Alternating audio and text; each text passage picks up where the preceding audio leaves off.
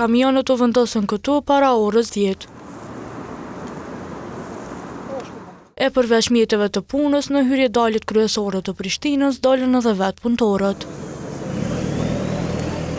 Në këtë mënyrë, bizneset nga e gjithë Kosova, përmes një proteste paqësore, po kundërshtojnë vendimin e zyrës së rregullatorit të energjisë, i cili nga 1 qershori i vendos këto biznese në treg të lirë të energjisë. E duke qenë kesk ofruesi vetëm, sipas tyre, oferta që kanë marrë janë rreth 200% më të shtrenjta se çmimin që e paguajnë tash.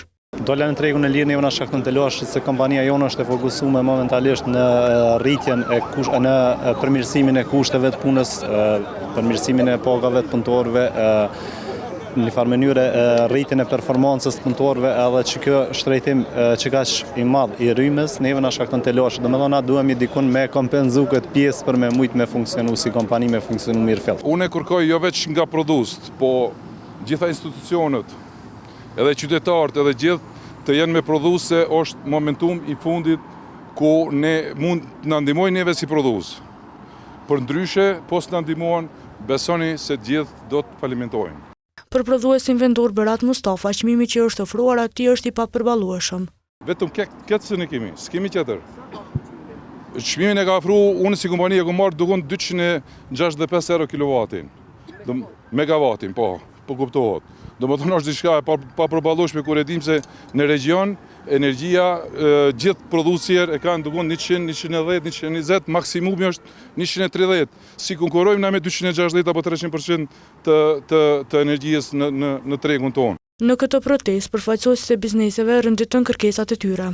Kërkesa jonë ndaj institucioneve të vendit është që të reflektojnë në kuptimin pozitiv të gjendet mundësia dhe të shtyhet se ne vetëm një kërkesë kemi që ta kemi një fazë të tranzicionit për me dalë në tregun e lirë. Kjo e pamundson konkurrencën e lirë. Sot bizneset jo për çef kanë dalë këtu, po për shkak se nuk mund ta përballojnë këtë shtrajtim të energjisë elektrike.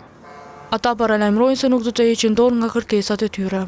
Do të vazhdojmë, por pasoja do t'i bartë qytetari, do t'i bartë buqeti i shtetit, dhe do t'i bartim të gjithë ne, sepse do të ketë rritje të importit, siç është duke pasur çdo herë, edhe do të ketë rënje të prodhimit vendor, rënje të punësimit edhe rënje të mirëqenies.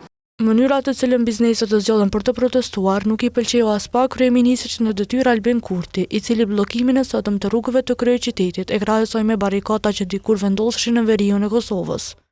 Për të mbrojtur 1% të ndërmarrjeve më të fuqishme në kurrez të 99%-shit dhe të familjeve anën banë Kosovës, ata po duan që të bëjnë barrikada në hyrjet e Prishtinës.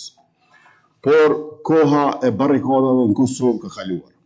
I kemi hequr ato kudo ku kanë qenë dhe jemi zotuar që nuk do të lejojmë më të reja të vendosur. Nga oda ekonomike e Kosovës kanë treguar se ditëve në vijim pritën edhe protestat të tjera.